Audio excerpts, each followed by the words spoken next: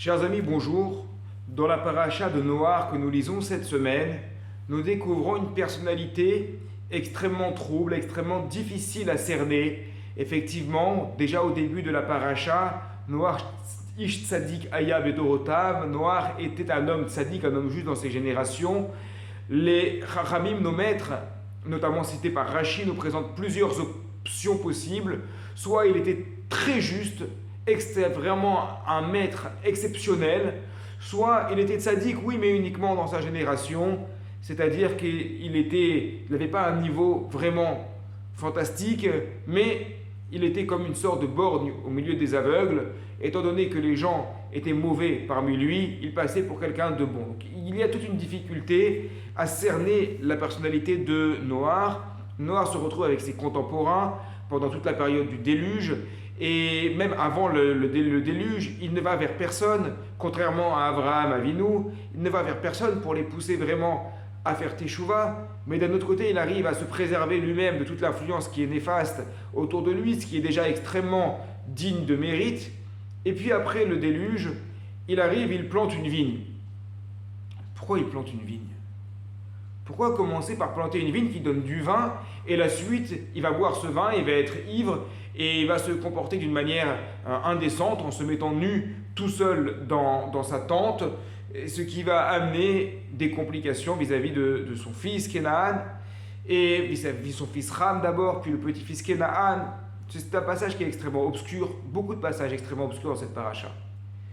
Je voudrais présenter une explication de cette ligne de conduite de Noach.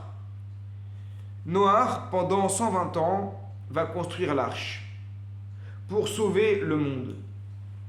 Et autour de lui, il voit la débandade, il voit la débauche, il voit des hommes et des femmes qui ont une vie qui est axée uniquement sur le plaisir immédiat, sur le plaisir animal, sur le plaisir brut.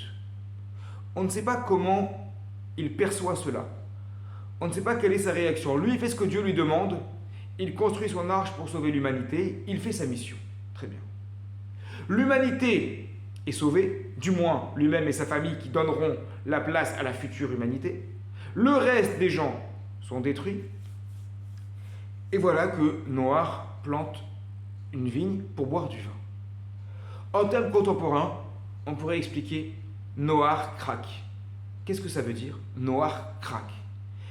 Pendant 120 ans, il a pris sur lui, il voyait autour de lui des comportements de personnes qui ne suivaient pas ce que Dieu demandait, mais qui prenaient du plaisir dans leur vie, un plaisir qui est mauvais, mais qui s'appelle du plaisir. Un désir, une expression du désir qui est une expression sans contenu, sans cadre, et il regarde ça. Consciemment, il dit, moi je ne veux pas faire ça. Je veux suivre ce que Dieu me demande.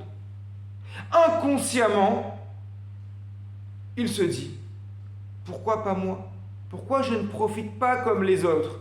Mais il arrive à refouler son inconscient à l'intérieur de lui-même. Or, voilà, une fois qu'il a fait le maximum, une fois qu'il a pris sur lui, une fois qu'il a réussi à sortir de là grâce à l'arche, il craque. Ce qu'on appelle craquer, c'est quand on refoule beaucoup de désirs inconscients et au bout d'un moment, l'inconscient passe par le subconscient, puis par le conscient. Et là, il craque. Et là, il boit du vin avec une certaine nostalgie de ce qu'il voyait et des scènes auxquelles il n'a jamais pu participer et donc il craque. Il voit ça, il craque. Alors il va être jugé par son fils Ram, alors que Shem et Yafet, ses deux autres fils, vont porter une couverture pudique sur ses actions.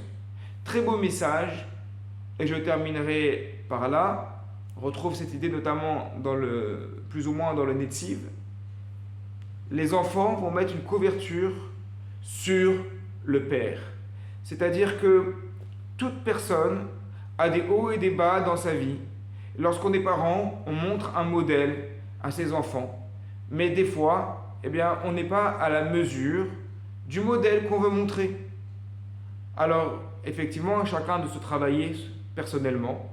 Mais du côté des enfants, c'est ça le mérite de Shem et de Yafet, contrairement à Ham, aux enfants de savoir mettre un voile pudique sur ce qu'ils voient de mal chez leurs parents et de ne pas regarder, mettre une couverture dessus parce que ça ne les regarde pas. Ça, c'est le mérite de Shem et de Yafet qui mériteront une grande bracha par rapport à cela. Énormément de choses à dire, bien entendu, sur cette paracha de Noach que nous vous invitons à lire avec ses commentaires et à étudier tellement qu'elle est belle et magnifique. Shabbat Shalom à toutes et à tous.